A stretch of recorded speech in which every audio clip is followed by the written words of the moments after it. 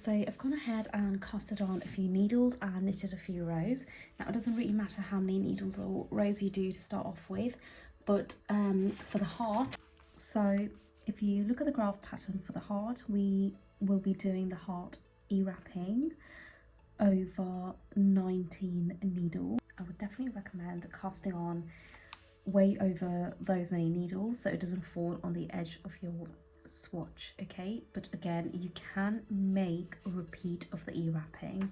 Now of course I will give you changes as usual to make. Okay, so I will be doing the e-wrapping with these two yarns, and I am going to place them both on the floor. Okay, I'll be doing the main heart in the pink, and I'll be doing an outline in the mustard. Okay, so we start with just a single needle. Okay, so just pick any needle you'd like for the center of the heart, and go ahead and grab a yarn. So we'll be doing the pink for the heart, like I said, and I am going to basically start by e-wrapping just a single needle. Okay, now the outline I will start with the within the next row. Okay, so I'm going to go ahead and knit across one row as the graph says.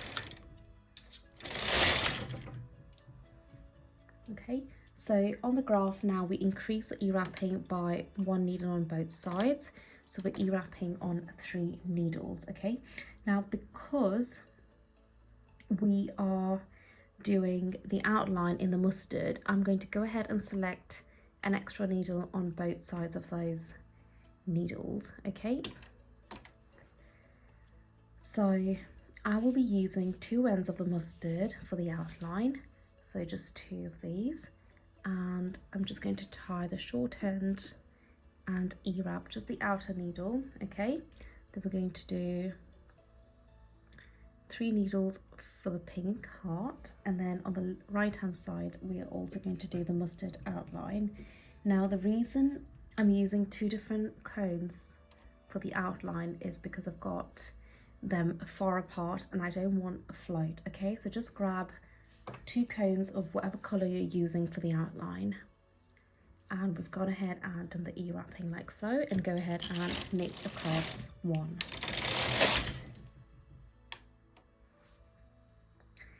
And now the heart increases by another needle. Now what would be really handy for this technique is to have your row counter on, so you can actually look at the row that you're on. In case you feel a bit stuck, you can go back to the graph and read the rows. Okay, so now we are on row 4. Now on a graph again it says to increase by 1 on each side for the pink. Okay, so you grab that pink yarn, and now you'll be e-wrapping backwards. Now if you are unsure how to e-wrap, I do have tutorials up on my channel, so I will link them below if you want a better understanding. Okay, and now we increase the outline as well by 1 needle, so I'm going to go ahead and wrap it.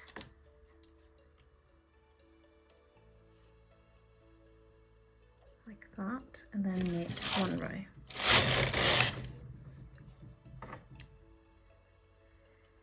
And now we basically keep increasing by 1 up until row 8. Okay, so we're currently on row 5 and my row counter is switched on. Okay, so now again just keep doing what you're doing by 1 needle. So we're adding 1 needle on the left and 1 on the right for both, and then knit 1. And then you just keep doing so.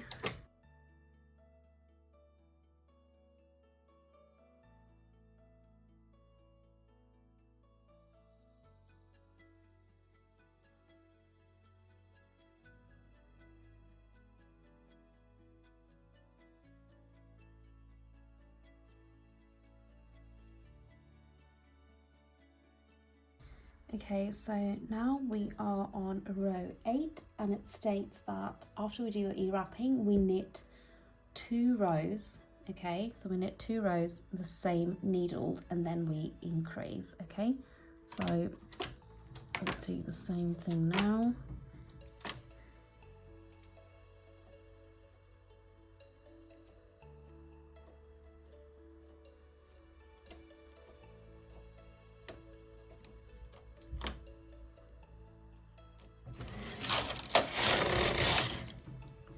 So it states we've got to do that for 2 rows, okay? The same needles, you're not increasing or decreasing the needles.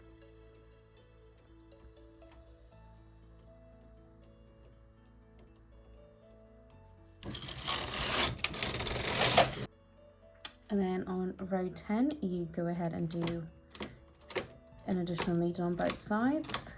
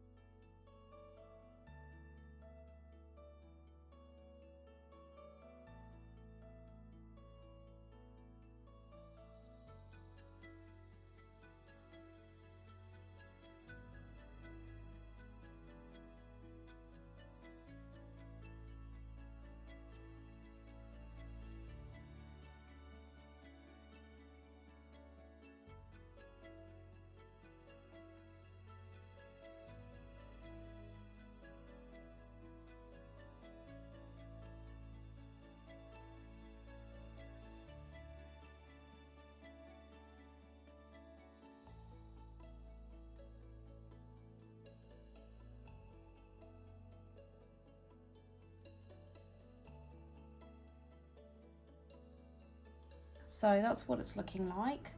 And now on row 14, we go in by 1, okay?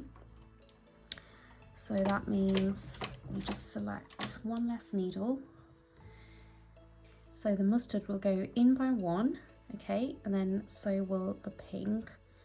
So we're just starting to reduce our number of needles now. Just keep referring back to the graph so you are clear on what's happening.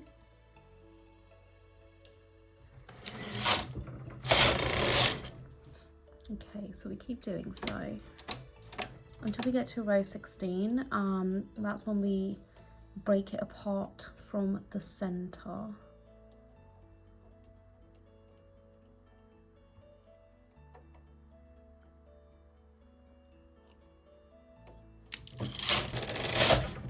What you're gonna have to do is grab another end of that pink yarn, okay? So I'm just going to break this yarn into 2, and we're going in by 1 again, but we're going to break the center up, okay? That's a single needle. We've got 6 on each side, and that center needle is the one that we won't be e-wrapping on, okay? So just go ahead and do what you've been doing. So e-wrap up until there, and then grab your other end. That is my dog in the background. I don't know if you can hear him. And then e-wrap the 6 needles. Yep, 1. And we then go in by 2, so we're going to miss these 2 and only e-wrap in these. So e-wrapping 3 plus 1 for the mustard.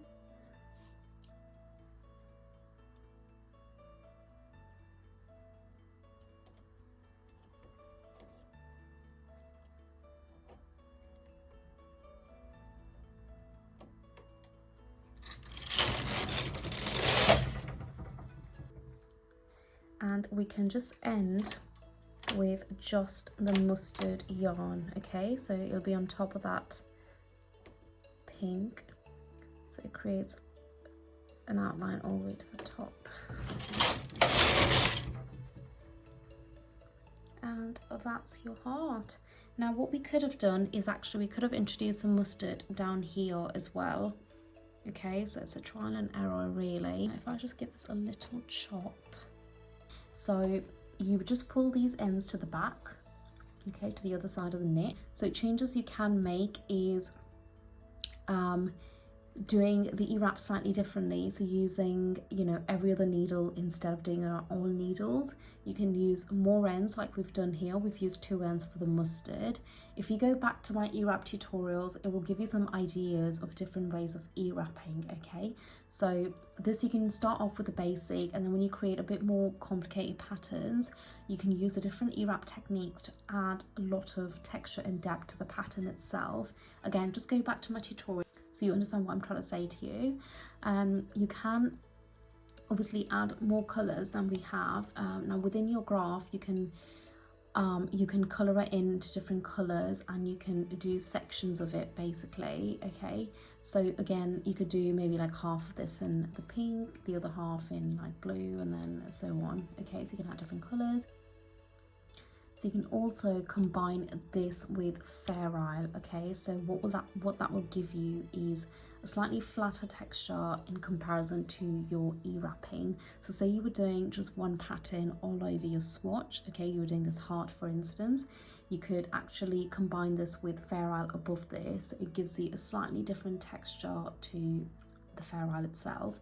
So it's just like different ideas to add to a single pattern, so you're not kind of only stuck with E-wrapping or kind of only stuck with fairisle patterns. So try and kind of combine different techniques to add a slightly more sort of like a subtle detail or subtle texture or a subtle difference to your pattern. I hope you get on okay with the knitting. If you've got any questions, just let me know in the comments below, and I'll see you next week. Bye.